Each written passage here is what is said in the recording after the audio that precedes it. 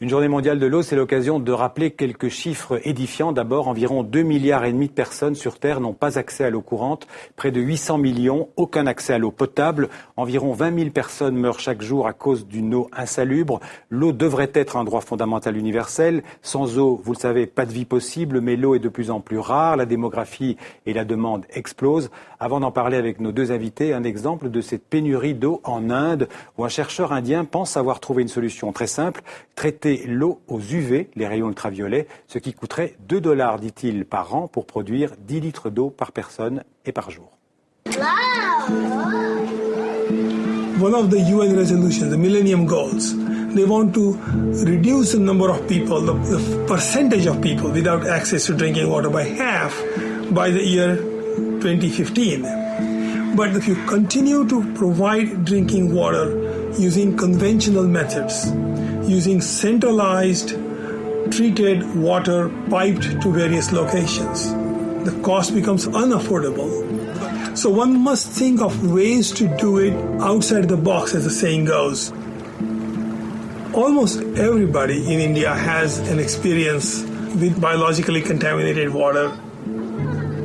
In my case, I lost 5 of my cousins to diarrheal disease while I was growing up.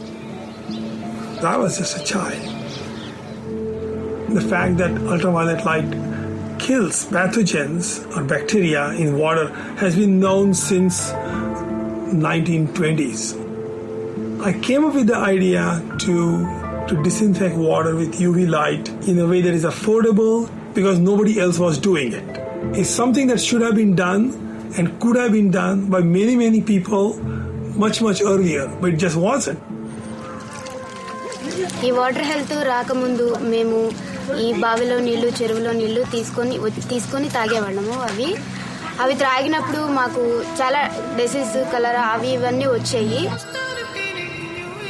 The daily operation of the system can be taken care of by the local community. The price at which they buy the water from themselves provides enough revenue to employ the person who actually maintains the system, who is a local person. So it becomes a financially viable. The cost per person per year for having 10 liters of safe drinking water every day is just $2 per person per year. Even for people who make less than $1 a day, they can afford $2 per year. Oui, sur des images, je vais vous montrer le DVD qui sont extraites donc de ce DVD, de ce documentaire Pour l'amour de l'eau, réalisé par l'américaine Irena Salina en 2008. C'est un documentaire qui a reçu d'ailleurs de nombreux prix un peu partout dans le monde et qui vient donc de sortir en DVD en France aux éditions Montparnasse. Alors avec nous pour parler de cet important enjeu de l'eau, d'abord Anne-Marie Perret, bonsoir. Bonsoir. Vous êtes présidente du comité citoyen Right to Water et aussi vous êtes présidente de la Fédération syndicale européenne des services publics. Tout à fait. En face de vous, Thierry Mallet, bonsoir. Bonsoir. Alors vous êtes directeur de l'innovation et de la performance industrielle du groupe Suez Environnement, oui, qui est un des poids lourds, on peut le dire, de l'eau en France et dans le monde. Alors l'eau, c'est un problème énorme à l'échelle mondiale. Anne-Marie Perret, vous avez présenté une initiative citoyenne européenne. Vous avez obtenu près de 2 millions de signatures à cette pétition. Et mercredi dernier, la Commission européenne a accepté de prendre en compte cette pétition. Qu'est-ce que vous attendez de l'Europe ? Qu'elle prenne surtout une législation. Il y a déjà des législations qui existent sur l'eau. Ce que l'on souhaite surtout, c'est que la Commission ne perde pas de vue l'idée que l'eau étant un droit fondamental. Reconnu par l'Assemblée générale de l'ONU en 2010. Ouais. Exactement, juillet 2010. Ce que l'on souhaite, c'est surtout que, en fait, il y ait une directive cadre qui puisse reprendre ce qui existe déjà depuis 2000 notamment, sur l'eau potable, sur le droit à l'eau en général, mais qu'elle change de vision, c'est-à-dire que la Commission change de vision et qu'elle adopte la vision droit humain, droit fondamental, et pas seulement celle de marché intérieur, concurrence. Voilà, ça veut dire que l'eau n'est pas une marchandise ou un produit comme un autre. N'est pas une marchandise comme les autres. Voilà. Ça a été vraiment le point de départ aussi de notre réflexion et de notre action. C'est une directive, ce ne sera pas pour demain, j'imagine. Ça va prendre du temps, c'est un progrès. Cette initiative, c'est un progrès démocratique, on peut dire. Oui, ça on peut quand même le dire parce que ça n'était pas gagné d'avance. et finalement mobiliser pratiquement 2 millions de personnes, c'est vrai que sur 540 millions très de peu citoyens... Très peu de Français d'ailleurs, quelques... Bah, oui, mais bon, je pense que mon collègue de Suez Environnement en parlera. Il faut reconnaître aussi qu'en France, on a de toute façon une eau potable, de bonne qualité. Je crois honnêtement, sur le plan européen, on est une des eaux potables de meilleure qualité. Donc on ne se sent pas tellement concerné. Alors, voilà, c'est-à-dire qu'on est relativement apparemment satisfait du service que nous donnent les entreprises privées, mais bon, comme à partir du moment où on agit sur le plan européen, on est quand même confronté aussi à d'autres méthodes, et je prends juste le cas de l'Allemagne, puisque sur les pratiquement 2 millions de signatures, plus d'1,2 million sont venus de la seule Allemagne. Alors Thierry Mallet, vous êtes, je le disais, directeur de Suez Environnement, directeur de l'innovation. Est-ce que vous considérez aussi, comme l'Assemblée générale de l'ONU, que avoir accès à l'eau potable devrait être un droit humain fondamental ? Tout à fait. Alors, quelques mots sur Suez Environnement. Merci de nous avoir invités ce soir. Donc, Suez Environnement est une entreprise de 80 000 employés dans le monde. On dessert aujourd'hui plus de 92 millions de personnes au travers du monde. Un chiffre d'affaires de 15 milliards d'euros à peu près. De 15 milliards d'euros. On travaille actuellement, on travaille dans l'eau et dans les déchets. Et donc, nous avons 80 000 collaborateurs qui sur le terrain, traitent l'eau, la distribuent, la récupèrent, la traitent et la remettent dans le milieu naturel. Comment vous considérez justement votre métier dans ce secteur de l'eau ? C'est quoi votre philosophie générale ? Notre philosophie, c'est clairement que l'eau, c'est à la fois une nécessité et un droit. C'est très clairement. Et parmi nos objectifs, le fait de donner l'accès à l'eau est une priorité. Au cours des 10 dernières années, nous avons raccordé plus de 10 millions de personnes qui n'avaient pas accès à l'eau. Et je pourrais citer par exemple l'exemple de ce que nous avons fait en Algérie, à Alger, depuis 2006, où nous avons envoyé une trentaine d'experts à la demande du gouvernement algérien et des autorités locales pour justement mettre en place un système de distribution qui allait permettre de donner de l'eau 24 heures sur 24 à la population, alors que quand nous sommes arrivés en 2006, seulement 8% de la population avait accès à l'eau. Vous avez dit une priorité et un droit, vous êtes aussi une entreprise privée, c'est aussi un marché pour vous. Oui, tout à fait. Mais c'est pas un gros mot, mais c'est-à-dire que c'est un marché, mais nous ne le faisons pas. L'eau n'est pas un bien marchand. L'eau est un bien gratuit. Vous ne considérez pas l'eau comme un produit comme un autre ? L'eau n'est pas un produit comme un autre. Quand nous intervenons toujours pour une collectivité locale. Notre métier est probablement le plus régulé qui soit. Aujourd'hui, tout ce qui est coût, tout ce qui est marge est complètement transparent. On parle beaucoup dans le secteur de l'eau du PPP, c'est le partenariat public-privé. Donc c'est un partenariat entre vous, privé, et un État ou une municipalité. Comment ça fonctionne, ces partenariats ? Il y a des modèles très très très différents. J'évoquais tout à l'heure le management contract d'Alger où on a envoyé une trentaine d'experts et puis on avait des binômes en Algérie et puis on a travaillé et on a co-géré la société.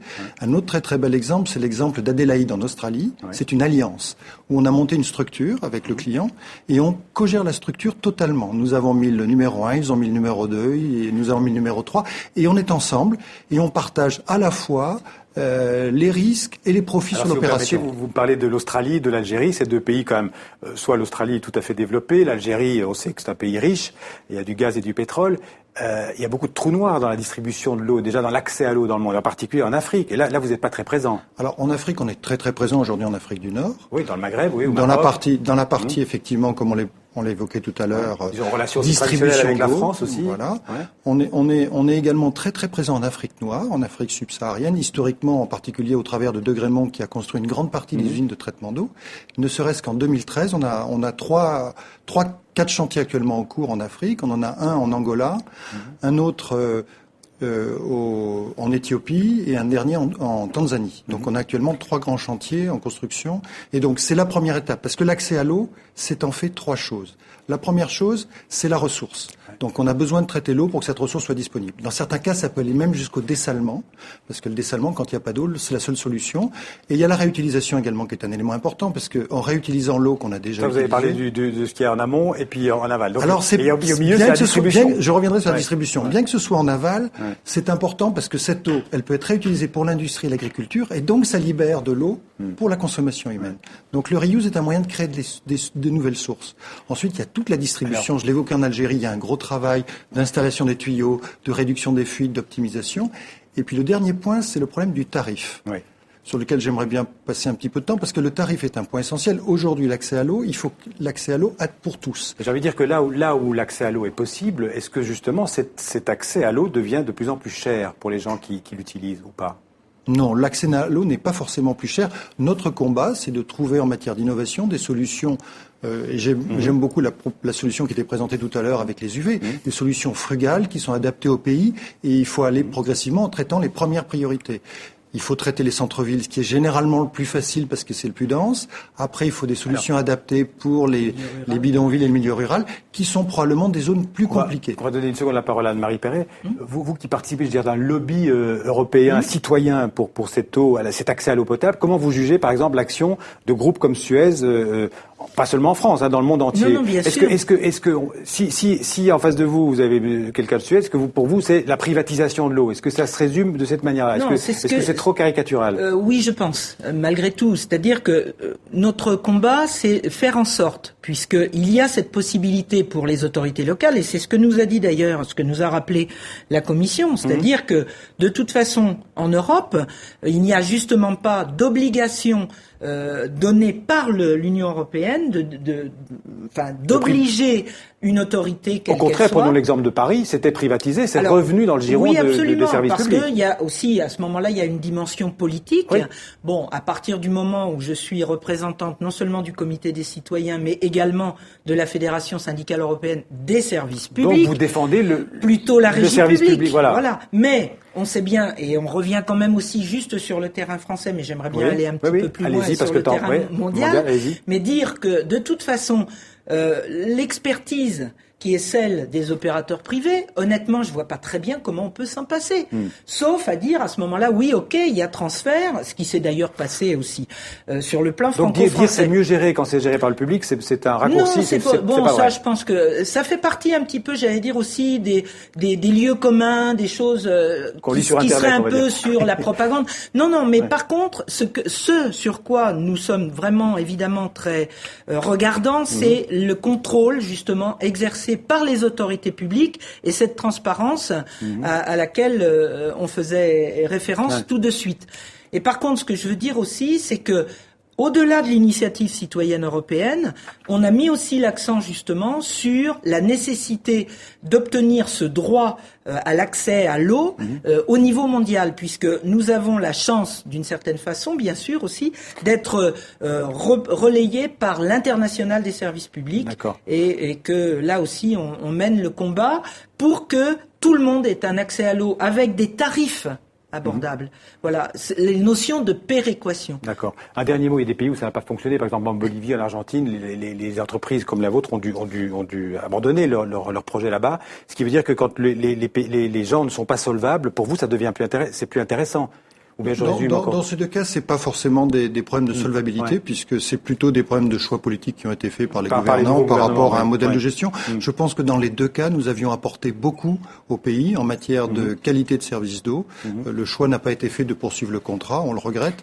Et aujourd'hui, on est effectivement dans des modes, on l'évoquait tout à l'heure, de transparence qui sont très fortes. Vous l'évoquiez tout à l'heure, 2,5 milliards de personnes. C'est un énorme challenge, et je pense que nous n'y arriverons qu'en y travaillant tous ensemble et de manière très très collective. Et transparente. Et d'autant que, comme je disais tout à l'heure, la démographie augmente, que l'urgence, le besoin en eau s'accroît.